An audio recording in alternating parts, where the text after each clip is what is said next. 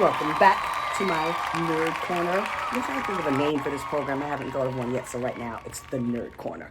Welcome, everyone. I am the one and only Billie Jean, and today we are going to be talking about the Marvel Cinematic Universe, the Disney Plus version. We have a bonus today. You know how much I like saying bonus. We are going to do two reviews, better than one. So I'm going to go really quick past WandaVision, and then we're going to move on to the Falcon and the Winter Soldier. So WandaVision, let's just briefly recap that. I'm not going to run through the whole thing because by the time I decided I was going to review it, it was already like episode 6. So I was like, okay, we'll just catch it next time. So what they're doing right now, apparently WandaVision, apparently Marvel is going into phase 4 of the movies. So what they're doing now, this is something new. They're doing these mini series that link from phase 3. They're going to link us to phase 4. So everything we're seeing in WandaVision and Falcon, Winter Soldier, Loki, etc. is going to be right after Endgame. So WandaVision takes place right after the Endgame and do the snap.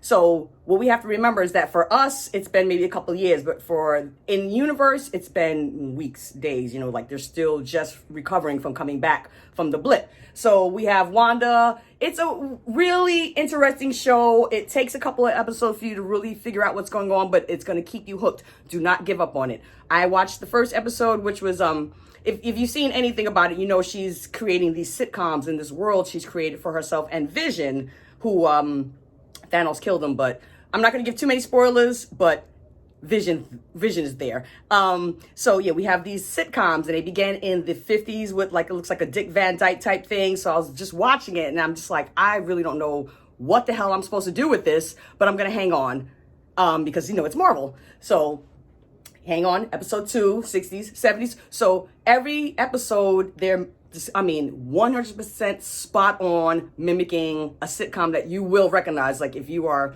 as old as I am, you are going to recognize that they're doing Family Ties and Modern Family, things like that. So yeah, it's pretty fun. Lots of information dropped in there. The thing that WandaVision does, it apparently is going to connect to Doctor Strange Part 2, the Multiverse of Strange. In the end, we see Wanda, who has come into her powers as the Scarlet Witch. We have a new villain, Agatha, or Agnes Harkness.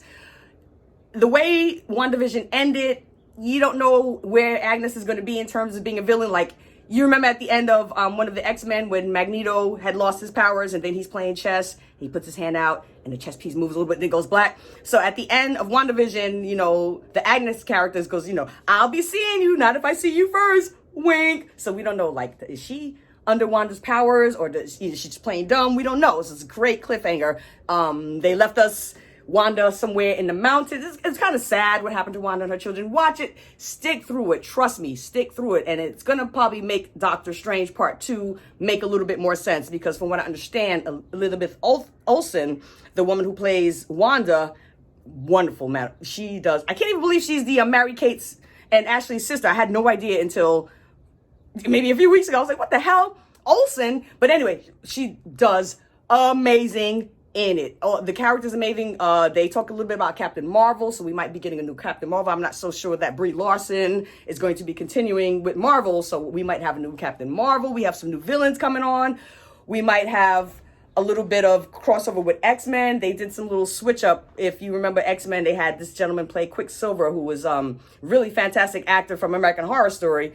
And he's not the person who plays Pietro, but he shows up in WandaVision as her brother Pietro. So we're like, oh wow, we're doing a multiverse thing. We're gonna have X-Men mutants. They throwing a lot of curveballs at us. There's millions. The fan theories online are even more than Game of Thrones, and that was shocking to me. So there's a lot of information going on. There's a lot of conspiracies out there. People don't know really what's gonna happen. Is this Pietro? Are we gonna get mutants? What's happening with people who come back from the blip? It seems like maybe people who went in and out of Wanda's world might have power. Maybe people who came back from the blip might be mutants. They have not said the word mutants yet, but we feel like we're getting there. So if you are watching WandaVision episode 1 or 2, if you watched it 1 or 2, 3, you didn't like it, please go back, watch it all. Trust me, it will get better. It'll pick up and it will leave you wanting more. That was the biggest problem with these things, that they were so short.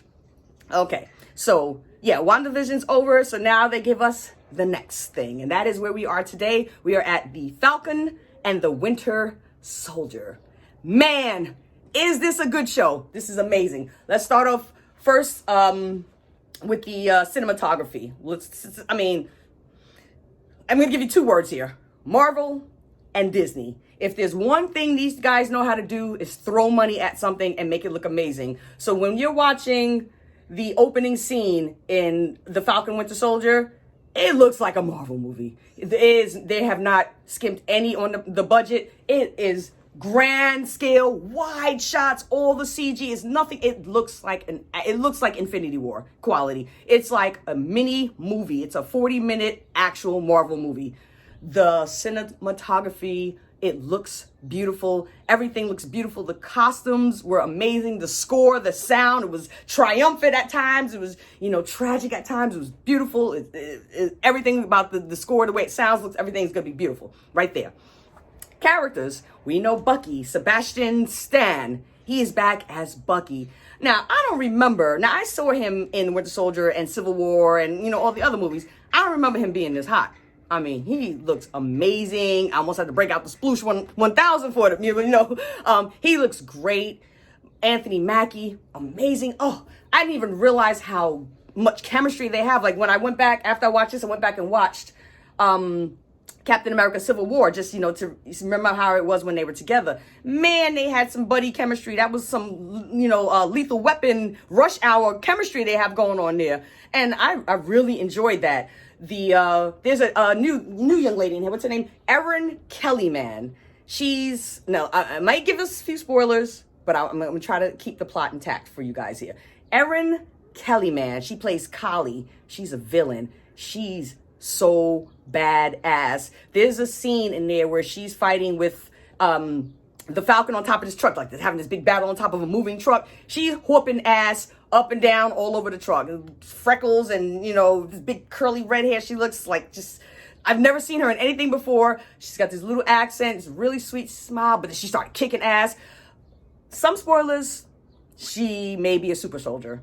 We may have super soldiers, and I'll talk about a little bit more of that when we get to the plot. But again, let's talk about the characters. So she may or may not be a super soldier. We'll hold off on that for a minute there. What else we had? Of course, we have the new Captain America.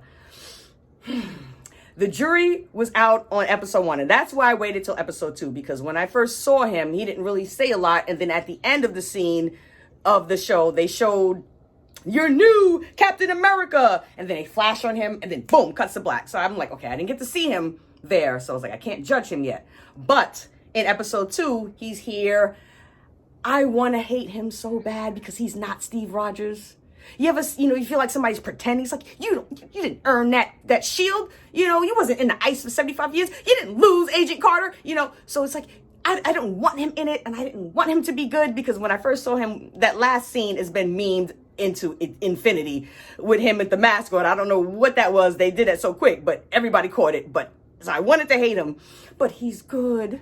He's good. He's a good actor. He was, throwing the shield and catching it back. This is like when he comes in to rescue and they're fighting, and then boom, you see the shield come back, and I was like, whoa, I couldn't help it. I got excited. I was like, oh my God. But then I was like, oh, I wanted to hate him. I don't like him. I don't really know if he's evil or not yet, but so far he seems good. Like super war hero. He's got all these medals of honors. Everyone loves him. So he's not like this slouch who just picked up the shield, or he's not like a bad guy who just, I'm going to go steal the shield. He didn't do any of that. He got it. I'm not exactly sure how he got it, but he got it, and it seems like he can do it now. He's not magical or anything like Captain America. He doesn't have any powers that we know of yet, but he's very brave. He's got this partner with him. I think he said his name was Battlestar. I wanted to hate him too, but he was just so chocolatey, and him and Anthony Mackie, they're bouncing off each other. And with Bucky, the chemistry flying back and forth, it was bum, bum, bum. You have no choice but to be just engulfed. You're in. Once you're in there, you're in there, I wanted to hate Captain America so bad, but I like him. I'm sorry, y'all. Wyatt, what's your name, baby? Wyatt Russell. I like you. You're okay. So I don't know what's going to happen with you, but it's entertaining to watch. Now, the other reason why I wanted to wait until episode 2 was because the first one moved a little slow, and I had a little problem. I wasn't really sure what was happening with Sam's sister on the show. Now, this is a beautiful young sister. I do not want to beat up on her at all. What I thought they were doing And what I still think they might have just been doing with her, what I hope they were doing with her, was just giving us a little world building, a little backstory on Sam. What's his life like? He has a sister. They have a little business, and a food business, looks like fishing or something. And, so he has a family, he has friends. And it was good to see that. They showed them doing this whole scene where they went to the bank to get a loan. And I was just watching it and I was like, okay, there's going to be a bank robber at any minute coming and he's going to have to start whooping ass, and maybe his sister's going to start whooping ass too. And no, they were just really talking about the loan. I mean, I learned a lot about loans, but I was just like, at any moment, I was like, okay, any minute something's going to happen. And then they were really just talking about the loan. I said, okay, maybe that was the world building episode. I give them that. The sister was not in this episode. And like I said, I do not want to beat up on this young woman. She's beautiful. She's got this African name, Ederbo Oduye. I don't want to beat up on you, but I did not enjoy your performance with it. I'm sorry, because everyone's chemistry, even Bucky's psychiatrist, you know her from other movies. I'm going to put a picture up there. But the psychiatrist, everyone's bouncing back and forth. It felt like they was working. It felt real. And then the sister comes on and she's a plank of wood. And I'm just like, okay. So I was like, I didn't know what they were doing with her. Like, is she going to become a villain or a hero, or is she just Sam's sister? Is they going to kill her off, or she was just there for plot? I don't know. But when she wasn't in the second episode, I was not missing her. I did not care. Oh, what happened with the loan? Did she ever get the loan? I don't care. I don't care if she ever gets the loan or not, or if she ever comes back. If she comes back, it cannot be just in a Sam, we need money, position. She has to either, like the young sister from WandaVision, that's when I saw her, I was like, oh, okay, here we go. We got another one. So far, she's not there. So we'll see what happens in episode 3, if she comes back and if she's doing more than grocery shopping and packing. And speaking of that, another reason why I didn't like her is when they were packing the lunches, they were doing like, I guess, free lunches or something, packing lunches, and the kids are there helping. So it's a daytime now, and the kids are there helping. Either it's after school or there's no school. And as she's leaving, she says, okay, and no video games. Like, no video games? Why? Are they on punishment? They just got finished helping you pack a bunch of lunches to do charity. They were doing something. They could be somewhere goofing off, and they're helping, doing something nice for the family business. And as she leaves, it's like, okay, guys, no video games. Why? I was like, that's like my mom going out. We have the Nintendo, and she's like, all right, guys, I'm going out for the day. No video games. I was like, that's mean, because it didn't seem like they were bad kids. They were actually helping, and she just told them no video games. And they were like, all right, sure, yeah. And as soon as they left, they was like, so I was like, that was mean. That was another reason, like, sis, I enjoy you, but be careful now. I'm watching you. I enjoy you, but be careful, sis, okay? So now, let's move on to the plot.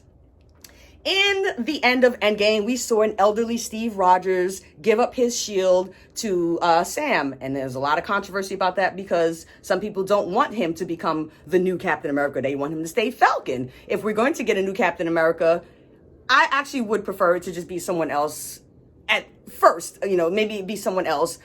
But now I see what they're going to do, because it's like, you didn't earn it. First of all, you're Falcon, and 2, you have no reason to, 1, to just be Captain America, and 2, you didn't really earn it. It's like he just gave it to you. Okay, now I'm a superhero. That's like someone coming, here's Stormbreaker. Oh, now I'm Thor. It's like, no, wait a minute. You got to earn that. You see what Thor did to get this? Him and Groot, they went through some trouble to get this. They went to Liver just to get this, and he held the star, and he made it. He held the thing open.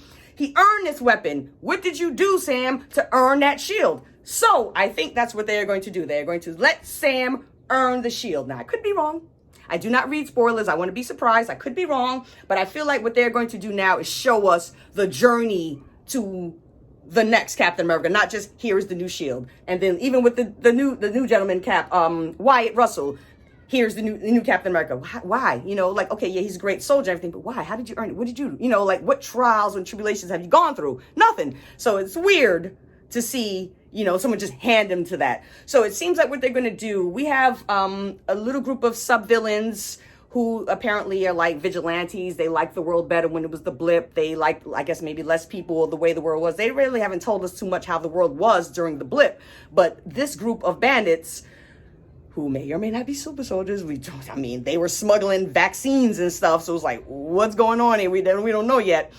They liked it better. So apparently we have Sam, who's now he's a free agent, and Bucky are going to look into it. So this is the first episode they were together. The first episode, we just saw Bucky with some flashbacks, and, you know, we did the Sam and his getting alone thing. But now they're together. And I mean, the minute they hit the screen together, oh, fireworks. It was beautiful. Some of the lines were hilarious. Like, there's this little back and forth between Sam and some kid. And he's like, "You're the Black Falcon." He's like, "Why? Because I'm black?" He's like, "Yeah."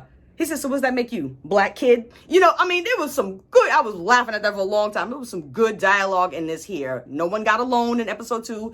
There were a few, you know, things that happened that were a little, you know, just push the plot forward. I'm going to let you have that. So, like, they're outside talking, and then the cops just show up because they need to get Bucky to jail. So how do we get Bucky to jail? We just show the cops. The cops show up. Why? Because of plot. And that's fine with me. I was fine with that. I didn't care. You know, they showed Sam getting hassled by the cops. You know, his brother getting hassled, and he's a superhero. So I like that. That was a little real, you know, touch of reality. I don't need too much reality in my superhero movies, but that was cute. Little nod. We know you black people exist, and you have this problem. So that was cute.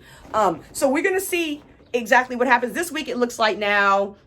The cliff, I'm not going to explore the cliffhanger, but there's a cliffhanger at the end of it, and it looks like someone who you are going to recognize is going to be in episode 3. They have to go now and figure out why are they super soldiers. So we're going to go talk to this person, and again, they do the thing. They show the guy, boom, fade to black. So we left like a serious cliffhanger. Fridays, every Friday on Disney Plus, a new episode streams. We get 6 episodes, and then after this, I'm imagining this is going to lead us into the next set of movies, and then we're going to get the series Loki. That is going to be... let's not even talk about Loki right now. We just stick where we are now. So I advise anyone, if you like Marvel movies, if you're obsessed with Marvel movies, you need to be watching these series, whether you think WandaVision was corny or not, because one, it's pushing the plot forward, it's pushing the story forward, it's introducing characters. The detective from Ant-Man was there, and it's cute because they did a little wink and nod to his magician. You know, he was learning magic tricks, and when he shows up in WandaVision, boom, he's a great magician at this point. Boom, just, you know, pulls his card. I said, okay, so they're showing... Look, hey guys, did you see Ant-Man? Remember that? Wink, wink. We were there too. So that's cute. So Marvel is doing what the DC universe could never. Zack Snyder could never. You know, they take all of these movies and they are connect them. 22 movies connect beautifully. And now they have these series to push now. I feel like we're getting Fantastic Four. We're getting X-Men. We're getting a new Thor. We're getting, I heard of She-Hulk. We're getting Black Widow. So there's a lot of things coming on that if you want to be, you know, right up there when the next movie hits, you need to be watching Falcon and Winter Soldier. So again, if you don't have Disney Plus, it's $6, or just, you know, hack somebody's password, get your friend's password and watch it, and then whatever, you know, get the 1 month, watch it, and then cancel it. You know, yeah, every Friday you're gonna get a new episode. Please watch it. What I'm gonna do is I might not come back for episode 3. I might do 3 and 4, do them together. You know, so I don't want to, you know, because I have, you know, other things, but I want to give you guys a chance. I'm not, like I said, I didn't spoil anything, so you still have an opportunity to go check it out. Like, again, big shout out to my girl here, Erin Kellyman. She, for me, was a shining star, rising star, and I hope she is going to be in please don't kill her off. I would like to see so much more of this young woman. So I'm going to say out of a possible 5, let's see, with 1 being Thor Dark World and 5 being Endgame, we're going to give this a 4, which is that's a high Infinity War. That's a high Avengers 1. That's a high Iron Man, you know, a 4 out of possible 5. So once again, Marvel Cinematic Universe, DC Universe wish. You know what I'm saying? Billie Jean, my little nerd show. I don't have a name for it yet, but this is my nerd show, and this is Stormbreaker.